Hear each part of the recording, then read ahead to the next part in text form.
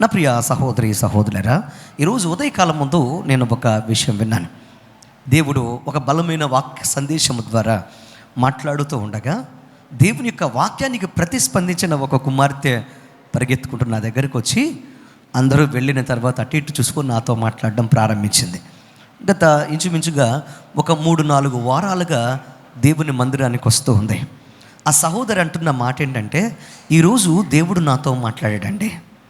ఈరోజు నాతో దేవుడు మాట్లాడాడు. విసిగిపోయాను, వేసారిపోయాను, బాధతో ఉన్నాను, కష్టముతో ఉన్నాను, విరక్తి చెంది ఉన్నాను. ఆమంటున్నమాట నా జీవితం మీద చాలా విరక్తి వచ్చింది నాకు. ఎందుకనంటే నా భర్తకు నేను ఒక కుమారుణ్ణి నేను ఇవ్వలేకపోతున్నాను. అందరూ నన్ను విమర్శిస్తున్నారు. అందరూ నన్ను భయంకరంగా ఏం చేస్తున్నారు తెలుసా, సూటిపోటి మాటలు అంటున్నారు. అంత మాత్రమే కాదు, నా యొక్క కుటుంబంలో అంటున్నారు ఏమనంటే, నా భర్తతో ఇంతకాలం ఏమి ఎదురు చూస్తావు కానీ ఇంకెవరినైనా చూసి పెళ్లి చేసుకో అని అంటున్నారు. అంత మాత్రమే కాదు, నా భర్త దానికి ఒప్పుకోకపోయినా అతని యొక్క మనసు ఎరిగిన దాన్ని గనక పిల్లలంటే ఎంతో ఇష్టం. ఎవ్వరు పిల్లలను చూసినా కానీ ఎంతో ఆనందంగా వారిని తీసుకొని మరీ ముద్దులాడుతూ ఉన్నాడు. ఎందుకంటే నా జీవితంలో ఒక కుమారుడినైనా కుమార్తెనైనా నేను అనుభవించాలి, పొందుకోవాలి, నేను ఎత్తుకోవాలని ఎంతో ఆశతో నాకు ఇక భర్త ఉన్నాడు. అయితే ఇప్పుడు నా యొక్క భర్తకు ఆశకు, నా భర్త యొక్క నిరీక్షణకు, నా భర్త యొక్క కోరికకు నేను ఒక అడ్డంకిగా మారిపోయాను. నేను బిడ్డనివ్వలేని ఒక కుమారుడికి లేదా ఒక కుమార్తెకు జన్మనివ్వలేని ఒక నిస్సహాయ స్థితిలో ఉన్నాను. పెండ్ల ఇంచుమించుగా 10 సంవత్సరాలు దాటిపోతుంది, మాకు పిల్లలు లేరు. అయితే నేను ఒక నిర్ణయానికి వచ్చాను. ఇంకా నేను ఎంత మాత్రము నేను కుమారుని కానీ కుమార్తెని కానీ సంతానాన్ని కానీ కనే నా యొక్క జీవితంలో నాకు పరిస్థితులు లేవేమో అని, నా వల్ల ఉపయోగం ఏంటి, నేను ఏం చేయాలి, ఇంత కష్టపడి నన్ను పోషిస్తున్న నా భర్తకు నేను ఒక సంతోషాన్ని, సమాధానాన్ని, అలాగే ఒక ఆశను నేను ఇవ్వలేకపోతే నా వల్ల ప్రయోజనం ఏంటని ఈరోజు నేను చాలా వేదన పడుతూ ఒక నిర్ణయానికి వచ్చేసాను. ఏమంటే ఇక నా వల్ల కాదు, నా భర్తను నేను బాధ పెట్టలేను, అలాగే నేను ఇలాగా ఫలింపు లేకుండా ఉండలేను. ఓ పని చేద్దాం, నేనే ఈ లోకాన్ని విడిచిపెట్టి వెళ్ళిపోతే ఒక పని అయిపోతుంది. ఇంతకాలంగా ఎంతోమంది డాక్టర్ల దగ్గరికి వెళ్ళి, ఎంతోమంది దగ్గరికి హాస్పిటల్కి వెళ్ళి ఎన్నో రకాలుగా ప్రయత్నాలు చేసిన బిడ్డను పుట్టని బిడ్డలు ఇక ముందు పుడతారా? ఇక నాకు సంతాన యోగం లేదు గనక, నా భర్తను నేను అలాగ ఫలింపు లేకుండా నేను చూడలేను గనక నేనే ఈ లోకాన్ని విడిచిపెట్టి వెళ్ళిపోదాము అని అనుకున్నాను. అయితే మీరు వాక్యం చెప్తూ ఇలా అంటున్నారు ఏమనంటే, ఒకవేళ నీ జీవితంలో అవమానాలు, బాధలను, ఒకవేళ నీ జీవితంలో సంతానము లేదని ఒకవేళ నువ్వు ఆత్మహత్య చేసుకోవాలి, ఫలింపు లేదని బ్రతికి ప్రయోజనం ఏమని అనుకుంటున్నావేమో, ఈరోజు దేవుడు నీతో మాట్లాడుతున్నాడు. ఆయన ఆలస్యము నీ జీవితములో అది ఆశీర్వాదమే తప్ప నీ జీవితంలో ఎంత మాత్రము శాపము కాదు అని సూటిగా నాతోనే మీరు మాట్లాడారు. 2 చేతులు ఎత్తి హల్లెలూయా. ఎప్పుడైతే ఆ మాట అంటూ ఆ సహోదరు ఏడుస్తూ ఉందో నాకు అర్థమైన విషయం ఏంటంటే, దేవుడు ఈరోజు ఆమె కోసం ఆ మాట పలికించాడు. హల్లెలూయా. చావు బ్రతుకుల్లో చావడానికి ప్రిపేర్ అవుతున్న ఆమె మనసును మార్చి, నీ జీవితంలో ఒక నిరీక్షణ ఉంది, నువ్వు బ్రతకడానికి ఒక కారణం ఉంది, అది దేవుని యొక్క ప్రణాళిక అని ఆమెకు గుర్తు చేశాడు. 2 చేతులు ఎత్తి హల్లెలూయా. ఈరోజు మనము చదివిన వాక్యాన్ని మీరు జాగ్రత్తగా గమనిస్తే, ఈ వాక్యములో ఒక అద్భుతమైన ప్రార్థన, అది కూడా వేదన, బాధ, కష్టము, కన్నీటిలో అలజడి, భయంకరమైన నిరుత్సాహం మధ్యన చేస్తున్న ప్రార్థన ఏంటి తెలుసా? అయ్యా, నేను భరించలేని శ్రమలు నా చుట్టూ అలుముకొని ఉన్నాయి, నాకు ఏమాత్రము కూడా నా బ్రతుకులో ముందుకు దారి కనబడట్లేదు, నాకు సహాయం ఏమీ కూడా నాకు రావడం లేదు. మనుషులు సహాయం చేయకపోయినా నువ్వు సహాయం చేసే దేవుడు గనక నువ్వు ఆలస్యం చేయకుండా నాకు సహాయం చేయవా అని ఒక బిగ్గరగా కేకర పెడుతున్నాడు భక్తుడు. 2 చేతులు ఎత్తి హల్లెలూయా.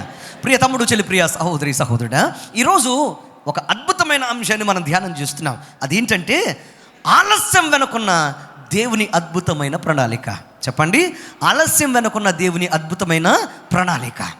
ఆలస్యం నాకు తెలిసి సర్వసాధారణంగా ఎవరు కోరుకోరు. ఈరోజు నా మంచి కోసం వెళ్ళేవారు, మంచి జరగాలని కోరుకునేవారు ఎవరు కూడా ఆలస్యాన్ని భరించలేరు. ఎందుకు ఈ మాటలు మీకు చెప్తున్నానంటే, ఒక బస్ కోసం మీరు వెయిట్ చేస్తున్నారనుకో, ఆలస్యం ఎంత భయంకరంగా ఉంటుందో మీకు అర్థమవుద్ది. అంత మాత్రమే కాదు, ఒక రెస్టారెంట్కి వెళ్ళి ఫుడ్ కోసం ఎదురు చూస్తున్నారనుకో, ఆలస్యం ఎంత భయంకరంగా ఉంటుందో మీకు చెప్పాలి, అర్థమవుతుంది.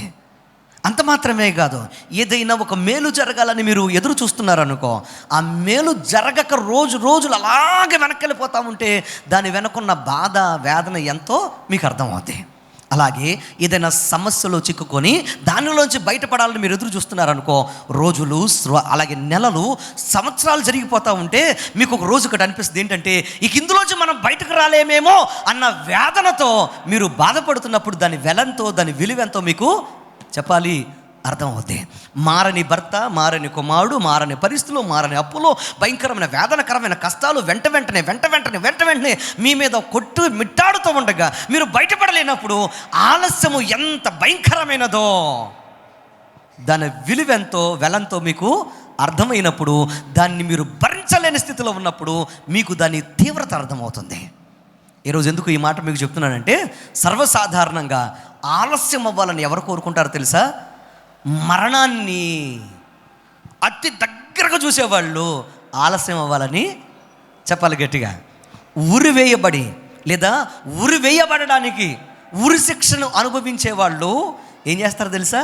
సర్వసాధారణంగా ఇంకొంత కాలముకు వాయిదాలు పడితే బాగుండు అని అనుకుంటారు. ఈ లోకంలో కీడు జరగకుండా కోరుకునే వారే ఆలస్యాన్ని కోరుకుంటారు, కానీ మంచి జరగాలని కోరుకునేవారు ఎవ్వరు కూడా ఆలస్యాన్ని చెప్పాలి గట్టిగా, భరించలేరు. ఈరోజు ఇక్కడ కూర్చున్న వారు వ్యవసాయ, వ్యాపార, ఉద్యోగము, అలాగే చదువు, అలాగే గర్భఫలము, అలాగే వివాహాలు కావడం కావచ్చు, సమస్యలు కావచ్చు, కోర్టు సమస్యలు కావచ్చు, మీ జీవితాల్లో ఒకవేళ మీ యొక్క బ్రతుకుల్లో కేసులు కావచ్చు, లేకపోతే మీకు అనుభవించే భయంకరమైన శ్రమలు కావచ్చు, భయంకరమైన మారని కుటుంబ సభ్యులు కావచ్చు, మీ జీవితంలో సుదీర్ఘంగా వారు మార్పును చూస్తూ ఉండగా ఇంకా ఆలస్యం అవుతూ ఉంటే మీరు చాలా వేదనతో ఇక్కడ కూర్చొని ఉన్నారేమో. ఈరోజు దేవుడు మీతో మాట్లాడుతున్నాడు. ప్రియ తమ్ముడు, చెల్లి, ప్రియ సహోదరి, సహోదరుడు, ఒక సూత్రం జాగ్రత్తగా రాసుకోండి.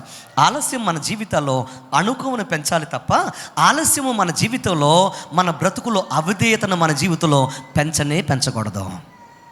ఇది నా స్వీయ అనుభవంలోంచి మీకు చెప్తున్నాను. దేవుడు నాకు ఇచ్చిన ఆ ప్రత్యక్షతలోంచి మీకు చెప్తున్నాను. ఆలస్యము మనకు అణుకువను పెంచాలి తప్ప ఆలస్యం మన జీవితంలో ఏం పెంచకూడదు? అవిధేయతను పెంచకూడదు. మన జీవితాల్లో దేవునికి వ్యతిరేకతను ఎంత మాత్రం చెప్పాలి గట్టిగా, పెంచకూడదు. ఇక్కడ వాక్యాన్ని మీరు గమనిస్తే, సమస్యల వలయములో ఉన్న భక్తుడు అంటున్నాడు, చాలా అణుకువతో, చాలా తగ్గింపు మనసుతో, అయ్యా నా జీవితంలో సహాయం చేయడానికి దయచేసి ఆలస్యం చేయకు, దయచేసి ముందుకు రావా అని కోరుకున్నాడు. అంతేగాని ఎక్కడున్నావయ్యా నువ్వు, ఏం చేస్తున్నావయ్యా నువ్వు, కనపడట్లేదా, కళ్ళు లేవా, మాట్లాడుతుంటే వినపడట్లేవా, చెవులు లేవా, అసలు నువ్వు ఉన్నావా, అసలు నువ్వు ఎక్కడన్నా ఉంటావా, ఏంటి మాకు ఈ బాధలేంటి, కష్టాలేంటి అని దేవుణ్ణి ఎంత మాత్రము కూడా సనగలేదు, గొనగలేదు, ఎంత మాత్రం దేవునికి వ్యతిరేకంగా చెప్పాలి గట్టిగా, మాట్లాడలేదు. ఏం కోరుకున్నాడు? నీవే రావాలి, నీవే కావాలి, నువ్వే నా జీవితంలో పలకాలి, ఆలస్యం చేయకుండా నా మరవిని, నా కష్టమని కొంచెం ఒక్క అడుగు ముందుకేయి బాబు, ఒక్క అడుగు ముందుకేసి నన్ను కాపాడవా, నన్ను ఆదుకోవా. ఇందులో మనకు కనపడుతుంది ఏంటి? అణుకువ కనపడుతుంది. చెప్పండి, ఏం కనపడుతుంది? అణుకువ అంటే తగ్గింపు మనసు, తగ్గింపు జీవితం కనపడుతుంది. భరిస్తాను కానీ నిన్ను దాటిపోనే, చెప్పాలి, భరిస్తాను కానీ నిన్ను దాటిపోనే, ఇంకొంతకాలం ఎదురు చూస్తాను కానీ నీకు వ్యతిరేకంగా మాట్లాడనే, నీకు వ్యతిరేకంగా ఉండనే, నీ యొక్క సన్నిధిని విడిచిపెట్టను. ఇది జవాబు. ఈరోజు చాలామంది జీవితాల్లో ఆలస్యం అవుతున్నప్పుడు దేవునికి వ్యతిరేకంగా, అలాగే దేవుని సన్నిధికి రాకుండా, దేవుని సన్నిధిని తలంచకుండా, దేవుని నామాన్ని గణపరచకుండా దూరం అయిపోతూ ఉంటారు. ఈరోజు నీ రోగము, నీ కష్టము, నీ సమస్య, నీ బాధలు దేవుడు తీసేయలేడా? చెప్పండి, తీసేయలేడా? చెప్పాలి, తీసేయడా? ఆయన రాత్రికి రాత్రే మన జీవితాన్ని మార్చగలిగిన వాడు, రాత్రికి రాత్రే మన బ్రతుకుల్లో అద్భుతాలు చేయగలిగిన వాడు. దేవునికి స్తోత్రం కలుగునుగా. ఎందుకు ఈ మాట మీకు చెప్తున్నానంటే, చచ్చిన వారినే లేపగలిగిన వాడు నీ రోగాల నుంచి నేను బాగు చేయలేడా? మీరు అనొచ్చు, నేను సుదీర్ఘంగా చాలా భయంకరమైన రోగంతో, బాధతో, వేదనతో, భయంకరమైన సమస్యతో బాధపడుతున్నాను, నా జీవితంలో శక్తి లేకుండా నేను శక్తిహీనుడిగా మారిపోయిన అంటావేమో. దేవుడు నీతో మాట్లాడుతున్నాడు ఈరోజు. శక్తి లేని వారికి శక్తినిచ్చి జింక వలె ఎగిరేటట్లుగా చేయగలిగిన వాడు మన ప్రభువైన యేసుక్రీస్తు. చప్పట్లు కూడా దేవుని నామాన్ని కనపరచాలి. ఆయన ఎవరినైనా ఏమైనా చేసి నిలబెట్టగలిగిన వాడు ఆయన. ఎంతటి రోగాలైనా, ఎంతటి బంధకాలైనా, ఎంతటి కష్టాలైనా, ఎంతటి కన్నీరునైనా ఆయన చిట్టకలో రూపుమాపగలిగిన వాడు మన ప్రభువైన యేసుక్రీస్తు. ఆయనలోని అద్భుతం ఉంది. మరలా గుర్తుపెట్టుకోండి. అందుకోసమే నువ్వు తలస్తే ఎవరి పేరు తలవాలి, పలికితే ఎవరి నామాన్ని పలకాలి, ఎదురు చూస్తే ఎవరి కోసం ఎదురు చూడాలి, ప్రభువైన యేసుక్రీస్తు కోసం మాత్రమే ఎదురు చూడాలి. ఎందుకు ఈ మాట మీకు చెప్తున్నానంటే, పరిశుద్ధ లేఖనంలో ఒక జనాంగం ఉంది. ఆ జనాంగము ఆయనకు ఆలస్యమైనప్పుడు ఏ రకంగా వారు ప్రవర్తించారో చూద్దాం. చూడండి, నిర్గమకాండం 32:11. ఇక్కడ వాక్య సందర్భాన్ని చెప్తాను చూడండి. దేవుని దగ్గర మోషే బ్రతిమలు అడుకుంటున్నాడు. ఏమని? అయ్యా, నీ భుజబలముతో, నీ యొక్క ఆక్రోశముతో, నీ కోపముతో అయ్యా నువ్వు తీసుకొచ్చిన నీ పేరు పెట్టబడిన బిడ్డలు నువ్వు ఎంత మాత్రం నాశనం చేయకో. ఎందుకనంటే నీవే కదా సముద్రాలను దాటించావు, నీవే కదా భయంకరమైన మెట్టలు కొండలను దాటించావు, నీవే కదా రాజులను అలాగే రాజ్యాలను గజగజలాడించి వాటిని నేలమట్టం చేసి నీ ప్రజలను విడిపించుకుంటూ వచ్చావు. ఎందుకు ఈ ప్రార్థన చేస్తున్నాడు, ఎందుకు ఇలా బ్రతులాడుతున్నాడు తెలుసా? ఎందుకనంటే మోషేని దేవుడు అన్నాడు, నువ్వు ఎక్కి రామన్నా. కానీ మోషే సీనాయి పర్వతం ఎక్కి మోషే దేవునితో మాట్లాడుతున్నాడు. అలా మాట్లాడుతూ ఉండగా 1 రోజు అయింది, 2 రోజులైంది, 4 రోజులైంది, ఇంచుమించుగా 40 రాత్రింబగళ్ళు అయింది. సుదీర్ఘంగా దేవుని యొక్క సన్నిధిలో ఆయన చెబుతూ ఉంటే ఆజ్ఞలను ఏం చేస్తున్నాడు, జాగ్రత్తగా వింటున్నాడు. ఆయన వ్రాస్తూ ఉంటే ఆ అద్భుతమైన సందర్భానికి సాక్షిగా నిలబడ్డాడు. ఆయన ఇచ్చిన ఆజ్ఞల్ని పలకలను పట్టుకొని కిందకు రావాలని ప్రయత్నం చేశాడు. ఈ లోపల దేవుడు ఏమంటున్నాడు తెలుసా? నీవు తీసుకొచ్చిన ఈ ప్రజలు నాకు వ్యతిరేకంగా మారిపోయారు. ఎందుకని? మోషే రావడం లేదు, దేవుడు పలకట్లేదు. ఎంతకాలం ఇక్కడ ఉండమంటావు? 1 రోజా, 2 రోజులా, 4 రోజులా, 5 రోజులా, 40 రోజులు అయిపోయింది. ఇంకెంతకాలం ఎదురు చూడాలి? ఆలస్యం అయ్యేటప్పటికి ఈ ప్రజలందరూ ఏం చేశారు తెలుసా? సణుక్కోవడం మొదలుపెట్టారు, గొణుక్కోవడం మొదలుపెట్టారు. అక్కడున్న దేవుని యొక్క సన్నిధికి వ్యతిరేకంగా మారిపోయి అప్పుడు ఏమన్నారు తెలుసా? మా ముందు నడవడానికి మాకొక ఆధారము కావాలి, ఒకదాన్ని తయారు చేసి పెట్టు అని అన్నారు. ఎవరిని విడిచిపెట్టి చెప్పండి, ఎవరిని విడిచిపెట్టి? తీసుకొచ్చిన దేవుణ్ణి. 10 తెగుళ్ళు, భయంకరమైన తెగుళ్ళు అక్కడ ఐగుప్తు సామ్రాజ్యం మీద కుమ్మరించి ఆయన పిల్లల్ని తీసుకొని భయంకరమైన ఎర్ర సముద్రాన్ని 2 పాయలు చేసి తీసుకొచ్చిన దేవుని విడిచిపెట్టి ఏమన్నారు తెలుసా? ఆలస్యం అవుతున్నాడు, అసలు ఆయన ఉన్నాడో లేదో, ఎక్కడికి పోయాడో మాకు తెలీదు, మా ముందు నడవడానికి మాకొకళ్ళు చెప్పాలి, మాకొకళ్ళు కావాలని సణుక్కుంటూ గొణుక్కుంటూ అవిధేయత చూపిస్తూ అవిధేయులుగా మారిపోయారు. చాలా జాగ్రత్తగా వినండి. ఈ 2 సందర్భాలు నేను చాలా జాగ్రత్తగా చదివి వాక్యాన్ని నేను ధ్యానం చేస్తున్నప్పుడు దేవుడు నాకు ఇచ్చిన తలంపుని మీకు చెప్పాను. ఏమని తెలుసా? ఆలస్యం మనకు అనుకూలం నేర్పాలి తప్ప ఆలస్యం మన జీవితంలో అవిధేయతను తీసుకురానే చెప్పాలి. దావీదు ఆలస్యం అవుతున్నప్పుడు ఏమన్నాడు? అయ్యా ఆలస్యం చేయకుండా రా అయ్యా, కొంచెం నన్ను ఆదుకోయ్యా అని ఏడుస్తా ఉన్నాడు. అంతే తప్ప దేవునికి వ్యతిరేకంగా మాట్లాడనే చెప్పాలి. కష్టాలు, బాధలు, కన్నీరు ఈ జీవితంలో పోట్లేదని దేవునికి ఏమాత్రం వ్యతిరేకంగా పలకట్లేదు, దేవునికి వ్యతిరేకంగా ప్రవర్తించట్లా. కానీ ఇక్కడ మీరు చూడండి, ఇశ్రాయేలు ప్రజలు ప్రత్యక్షంగా చూశారు దేవుని కార్యాలు, దేవుని శక్తిని చూశారు, దేవుని విడుదల చూశారు, దేవుడు ఏం చేయగలడో చూశారు. ఇశ్రాయేలు ప్రజలను విడిపించడానికి కప్పలను పంపించాడు, రాజ్యం మీదకి మిడతలను పంపించాడు, అర్థమైందా? భయంకరమైన తెగుళ్ళు పంపించాడు. అంత మాత్రం తొలుచూలు ఏం చేశారు? నాశనం చేశాడు. ఎవరి కోసం? తన ప్రజల విడుదల కోసం. ఎర్ర సముద్రం 2 పాయలు చెప్పాలి, ఆరిన నేల మీద వారిని గట్టిగా చెప్పాలి నడిపించాడు. అంతటి గొప్ప కార్యాలు చేసి తన పిల్లల్ని విడిపించుకొని బయటకు తీసుకొచ్చిన తర్వాత అన్ని కార్యాలు చూసిన వారు ఆయన మర్చిపోతారా? చెప్పాలి, ఆయన మర్చిపోతారా? మరి మీరు మర్చిపోతారా? మీరైతే మర్చిపోతారా? గట్టిగా చెప్పాలి, మర్చిపోతారా? మర్చిపోరు కదా, నిజంగా మర్చిపోరు కదా, గట్టిగా చెప్పండి, మర్చిపోరు కదా, మర్చిపోతారా? మర్చిపోరు కదా.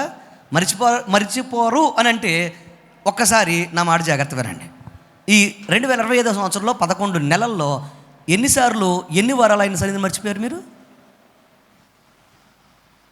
త్వరగా చెప్పాలి. ఎన్నిసార్లు మీ జీవితాల్లో దేవుడిచ్చిన అవకాశాలను వదిలిపెట్టేసి ఆయన సన్నిధిలో ప్రార్థన చేయకుండా పడుకున్నారు? ఎన్ని రోజులు? నేను మర్చిపోను అని అంటున్నారు కదా. దేవునికి, ఆయన సన్నిధికి మీరు ఎంత ప్రాధాన్యత ఇచ్చారు? ఇక్కడ మొత్తుకుంటూనే ఉన్నాం, ఆరాధన కోల్పోకండి, సన్నిధిని కోల్పోకండి, దేవుడిని విడిచిపెట్టకండి, ఉపవాస ప్రార్థనలు విడిచిపెట్టకండి అని ఎంతో మొత్తుకుంటున్నా లేవలేనప్పుడు లేపాడు, సమస్యల్లో నీకు తోడుగా ఉన్నాడు, ఉద్యోగం లేనప్పుడు ఉద్యోగం ఇచ్చాడు, వ్యాపారం లేనప్పుడు వ్యాపారం ఇచ్చాడు, నీకు వ్యవసాయం లేనప్పుడు వ్యవసాయం ఇచ్చాడు. అసలు నువ్వు పనిదానిగా కూలివాడిగా ఉన్నప్పుడు నీకు అద్భుతమైన వ్యవసాయదారుడిగా నిన్ను మార్చాడు, అనేక మందికి పనిచ్చేటట్టుగా నిన్ను చేశాడు, చదివిచ్చాడు, జ్ఞానం ఇచ్చాడు, అన్ని విషయాల్లో మరణ పడక మీద కూడా నిన్ను కాపాడాడు. అంతెందుకు ఎప్పుడో పోవాల్సిన వాడిని ఎప్పుడో పోవాల్సిన దాన్ని దేవుడు నిలబెట్టి నిన్ను ఇలా నిలబెట్టి ఆయన సన్నిధిలో సాక్షిగా నిలబెడితే ఈ రోజున నీవు ఆయన జ్ఞాపకము చేసుకోకుండా ఎన్నిసార్లు అశ్రద్ధ చేశావు, ఇన్నిసార్లు ఆయనకు వ్యతిరేకంగా మాట్లాడావు. ఒకసారి జ్ఞాపకం చేసుకో. 2025 సంవత్సరం డిసెంబర్ మాసం 7వ తారీఖు ఈ నెల మొదటి ఆదివారాన ఈ యొక్క పరిశుద్ధ ప్రభు బల్లను సమీపించే చివరి నెలలో నీ జీవితంలో నువ్వు ఎంత సాక్షిగా ఉన్నావు? అణుకువగా దేవుణ్ణి ఆరాధించేవాడుగా ఉన్నావా? అణుకువగా దేవుని స్తుతించేవాడుగా ఉన్నావా? అణుకువగా దేవుని సన్నిధికి వచ్చేవాడుగా ఉన్నావా?